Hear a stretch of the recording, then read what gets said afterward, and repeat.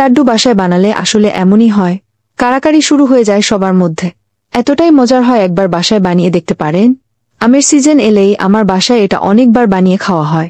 তো চিন্তা করলাম আপনাদের সাথেও এই রেসিপিটা শেয়ার করা যাক। এই রেসিপিটা যে এত মজা হবে আমি চিন্তাও করতে পারিনি। তো আর কথা না বাড়িয়ে চলে যাচ্ছি মূল রান্নায়। তো রেসিপিটা বানানোর জন্য আমি এখানে পাকা আম নিয়েছি 2টা। আম থেকে পাল্প কালেক্ট করে ব্লেন্ড করে পিউরি বানিয়ে নিব।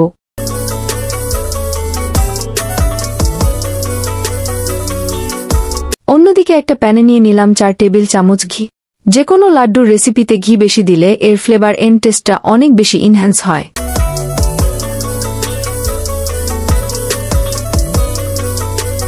ঘি গরম হয়ে এলে দিয়ে দিচ্ছি এখানে সুজি। এটা কাঁচা সুজি, সরাসরি প্যাকেট থেকে নেওয়া।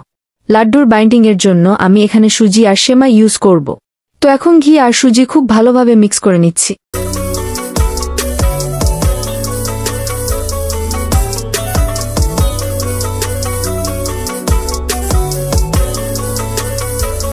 সুজি কুক হয়ে গেলে এড করে দিচ্ছি হচ্ছে এখানে চিনি 2 টেবিল চামচ আর সাথে 1 চিমটি লবণ। যে কোনো মিষ্টি জাতীয় খাবারে লবণ দিলে এর স্বাদ বহুগুণে বেড়ে যায়। আর ফ্লেভারের জন্য দিয়ে দিচ্ছি 2টা থেঁতো করে নেওয়া এলাচ। সবকিছু মিক্স করে দিয়ে দিচ্ছি আগে থেকে ব্লেন্ড করে রাখা সেমাই। এখানে 3 টেবিল চামচ পরিমাণ আছে।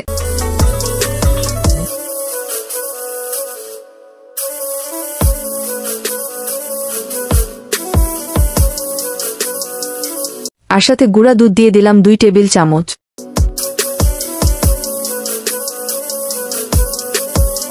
সবকিছু মিক্স করার পর দিয়ে দিচ্ছি ব্লেন্ড করে রাখা mango puree.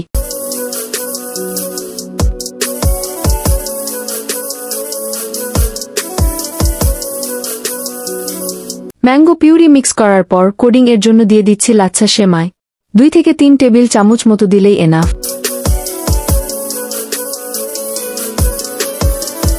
And last but not the least এখানে এড করেছি 1 চা চামচ ঘি। এটা দেওয়ার ফলে লাড্ডুগুলো খেতে আরও বেশি ইয়াম্মি হবে।